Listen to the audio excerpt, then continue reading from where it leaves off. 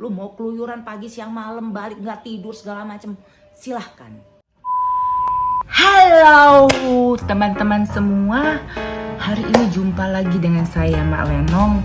Kebetulan hari ini tanggal 17 Juni ya, 17 Juni hari Rabu. Persiapan saya untuk pergi ke rumah sakit buat swab yang ketiga ya. Saksikan terus ya, nanti di sana ada edukasi buat kalian yang tentang swab ya. Ada yang bilang swab itu sakit lah, yang katanya disogrok-sogrok sampai gimana. Nah itu nanti ada semua, oke? Sekarang saya nih lagi persiapan. Oke, saya sudah siap semua dengan tas perang saya, dengan masker 3M saya, dengan kacamata. Oke, seperti biasa saya mau keluar, mau ke rumah sakit buat swab.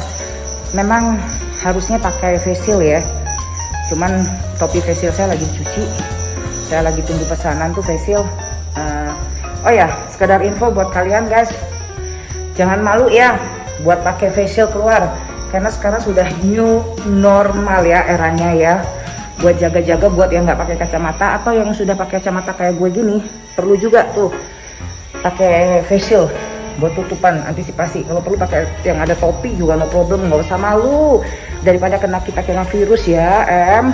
Nah sekarang kita lanjut.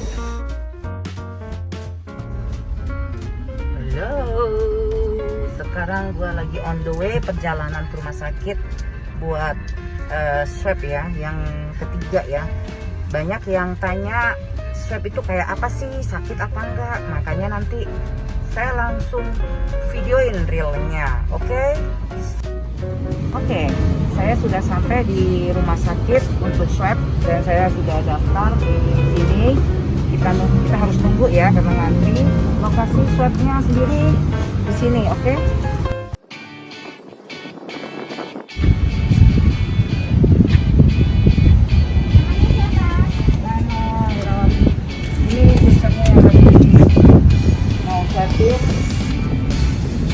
Ya, banyak teman-teman yang pada penasaran sama swab, katanya sakit lah, yang macam-macam, nggak steril ya guys. Sebetulnya suster Luki ya. Nah, kita salam dokter Budiono. Ya, Lukas Budiono. Tadi dia. Iya, ya. Ini kasih tahu katanya. Bisa tutup kok ini kok. Oke ya, ini saya lagi mau swab yang beneran cukup aman.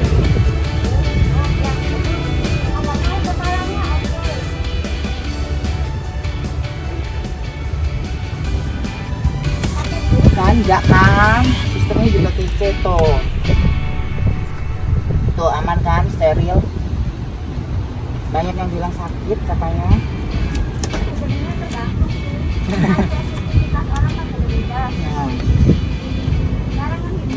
Ya, habis swab dimasukin lagi ke botolnya, ada tulisannya, jadi nggak mungkin ketuker.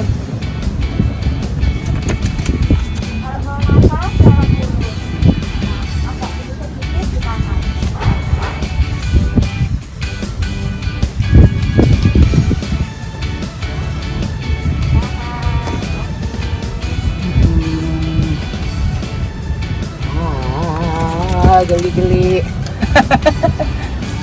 Oke. Potong itu ya.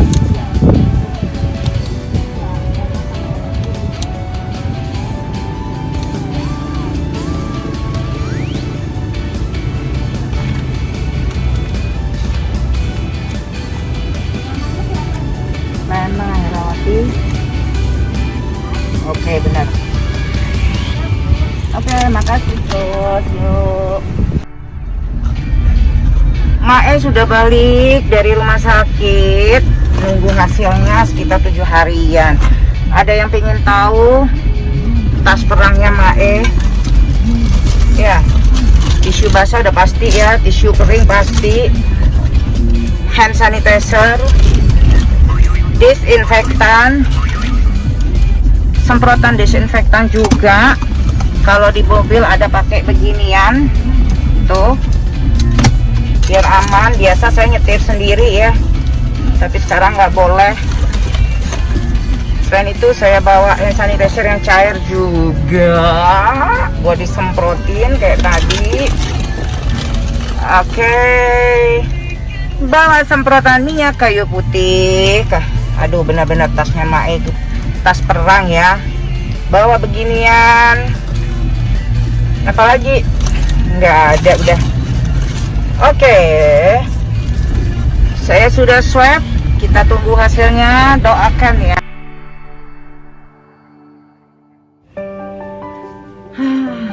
Akhirnya nyampe juga saya pada kamar saya ini, dalam kamar saya ya, setelah tadi dari rumah sakit.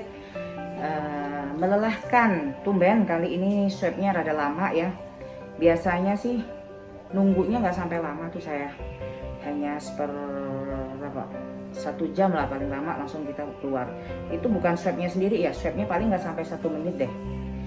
Oke, saya mau berbagi cerita singkat swab itu sendiri. Nanti kalian mungkin tadi sudah lihat ya sebelumnya tentang videonya. Dan untuk swab sendiri kenapa saya bilang nggak sakit di saya, karena ikutin aja anjuran dari susternya. Terus mangapnya itu mangap kayak biasa ngomong ha begitu udah.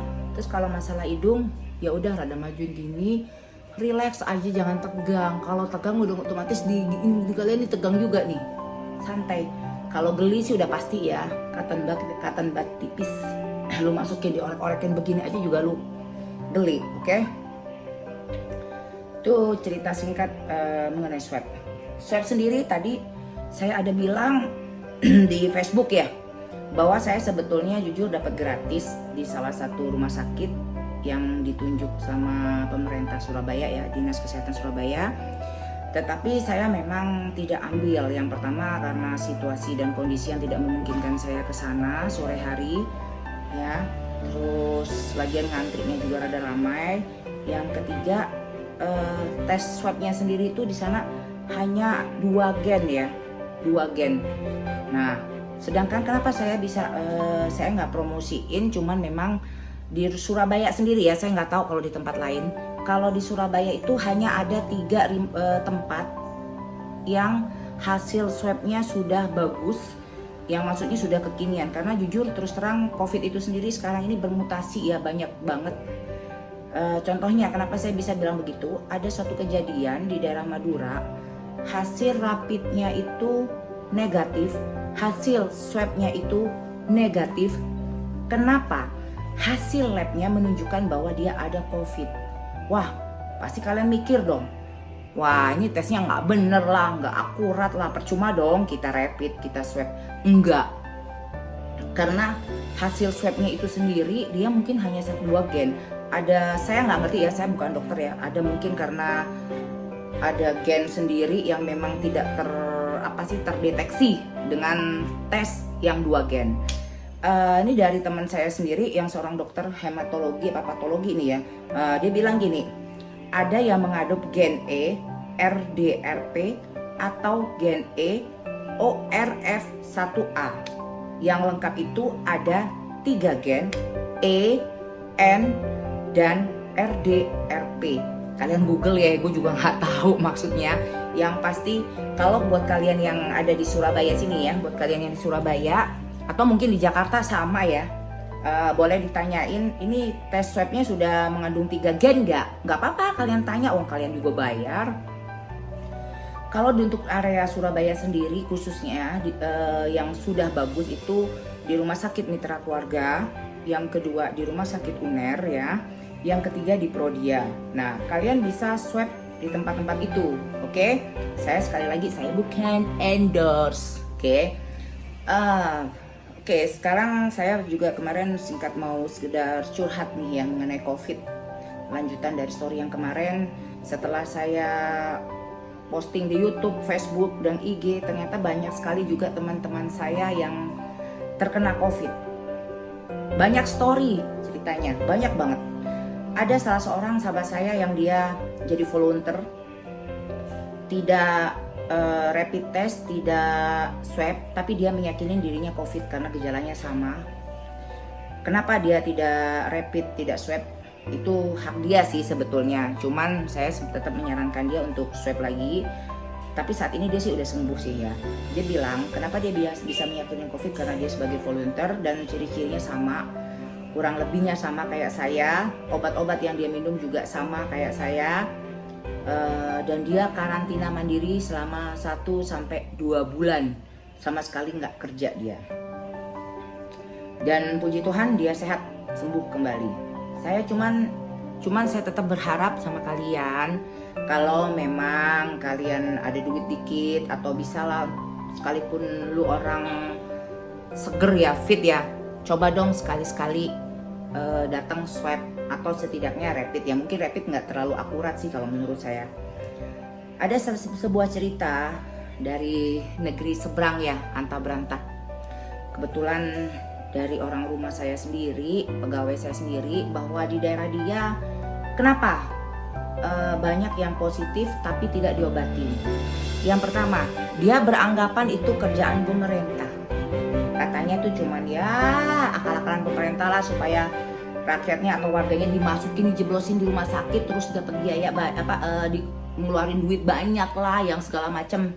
Saya nggak ngerti kenapa mereka berpikiran seperti itu. Padahal setahu saya di semua daerah itu banyak sekali yang mengadakan tes rapid ya, dan swab juga setelah kalau misalkan rapidnya reaktif. Seperti yang dialami gue sendiri nih. 2 hari setelah saya ketahuan hasil rapid doang loh, rapid doang reaktif, dinas kesehatan dan orang puskesmas datang ke rumah saya, mendata saya.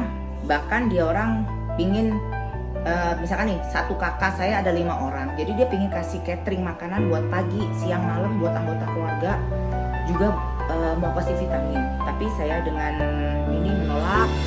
Saya bilang tolong kasih ke yang lebih membutuhkan. Jadi kondisinya saya sudah ada semua, vitamin juga sudah lengkap. Oke. Selain itu saya juga dipantau sama orang puskesmas tiap 2 hari, tiap berapa hari saya di WA. Nah, itu tandanya pemerintah juga care sama kita. Itu yang pertama. Yang kedua, setelah rapid saya reaktif, harusnya saya kan swab gratis nih. Memang iya, dari pemerintah sendiri sudah ada ngomong nih, ibu bisa nih rapid swabnya gratis, dapatnya di sini.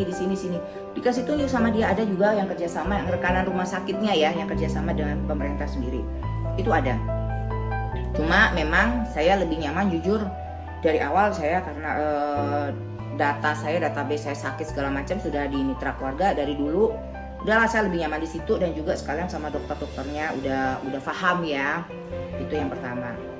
Terus yang ketiga, kalau kalian semua bilang itu akal-akalan pemerintah, katanya supaya apa sih? Supaya kita ngeluarin duit banyak, enggak sih kalau menurut gue ya.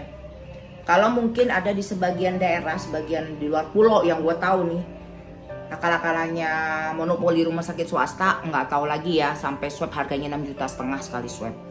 Yang pasti kalau setelah kita ketahuan positif, lu orang mau dirawat di rumah sakit, pemerintah kasih kok.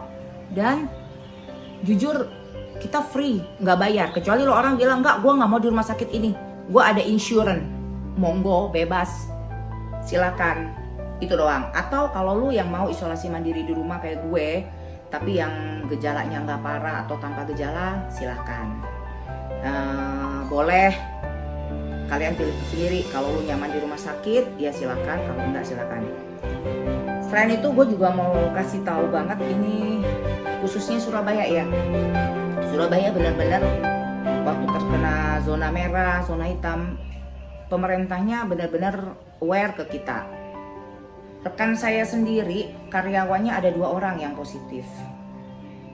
Waktu hasil rapidnya reaktif, langsung sudah diungsikan tuh, dikarantina ke salah satu hotel Surabaya yang memang kerjasama dengan dinas kesehatan yang menangani COVID. Saya nggak mau ngomong hotelnya hotel apa, yang pasti ditaruh di hotel sampai hasil swabnya keluar. So, buat kalian yang nggak percaya COVID itu ada, ya itu hak kalian, atau kalian yang mengentengkan bilang nggak penting lah, COVID tuh ada tapi ya udahlah nggak usah terlalu diiniin lah. Nggak juga ya sebetulnya. Boleh kita cuek, tapi kita harus aware. Ya awarenya gini nih, lu orang sakit nih, gue kok kayak ada panas banget ya, panas dingin segala macem, buruan minum obat, buruan minum paracetamol, atau ada nih gue lagi muntaber kayak atau gimana nggak enak, ya coba kalau memang ini dites, kalau hasil rapidnya reaktif nggak usah takut, buru-buru konsul ke dokter. Supaya apa? Supaya nggak lebih parah. Nanti kalau hasil efeknya terakhir parah, nanti dibilangnya wah pemerintah nggak ini ke kita dong, nggak aware ke kita dong. Nah, semua berbalik lagi pada diri kalian sendiri. Kalau saya bilang, emang sekarang kayaknya sudah PSBB sudah nggak ada ya, mulai new normal. Saya nggak tahu di tempat lain. Cuma saran saya, sekalipun PSBB udah nggak ada, Mbok ya tolong kalian nggak usah keluyuran dulu dengan situasi seperti ini. Saya sendiri orangnya yang nggak bisa diem. Tiap malam saya dari dulu biasa hangout, kumpul sama temen rame-rame. Kenapa gue bisa? Karena gue udah ngalamin COVID. Gue bisa, kaki gue tahan-tahanin nggak keluar kemana-mana. Gue nggak pergi ke tempat yang dulu biasanya gue 1 minggu 2-3 kali jalan-jalan keluar kota. Tapi gue bisa berdiam diri karena gue yakin dan gue meyakini virus ini masih ada. Bahkan sekarang virus ini boleh dibilang bermutasinya cepet banget ya. Bahkan beda-beda. Virus ini ada yang dari Malaysia, Eropa, Amerika, Wuhan itu sendiri. Banyak jenis. Saya harap kalian lebih aware dan jaga diri kalian masing-masing.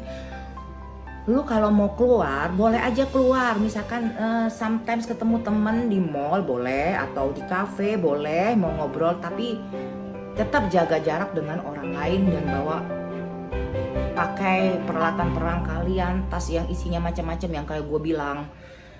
Dan yang penting jangan lama-lama, oke? Jangan kayak dulu, zaman belum ada COVID.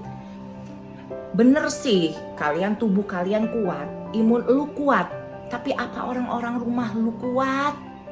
Itu yang harus lu pikirin. Ditambah lagi kalau di rumah lu ada anak kecil, ada orang tua dan manula. Kecuali lu tinggal hidup sendiri di rumah, gak ada siapapun, monggo silahkan, suka-suka lu. Lu mau keluyuran pagi siang malam, balik gak tidur segala macem, silahkan. Oke? Saya harap kalian bisa lebih aware dengan lingkungan sekitar lu, keluarga lu itu sendiri. Itu yang saya minta dari kalian semua. Oke, akhir kata saya berharap buat kalian semua yang di sana, bapak-bapak, ibu-ibu, oke, yang mau swab jangan takut, ya, relax dan nyantai. Lagi kalau kalian sehat, itu nggak ada salahnya swab ya. Saya bersyukur banget dengan adanya YouTube saya dan pengakuan saya sebagai ex-COVID. Banyak teman yang lebih aware, banyak teman yang japri saya. Bahkan banyak yang bilang, gue mau swab deh Len, padahal gue nggak ada sakit apa-apa. Gue salut banget buat teman gue itu yang di Jakarta terutama ya. Tuh, dan saya harap kalian yang suka dengan video-video saya, dan juga saya juga berharap ini sebagai pengetahuan buat kalian semua, monggo ya di subscribe, di like, di share ke orang-orang, dan jangan lupa komen. Kalian boleh tanya apapun ke saya ya, monggo, kalau bisa yang seputaran COVID. Oke bro, see you.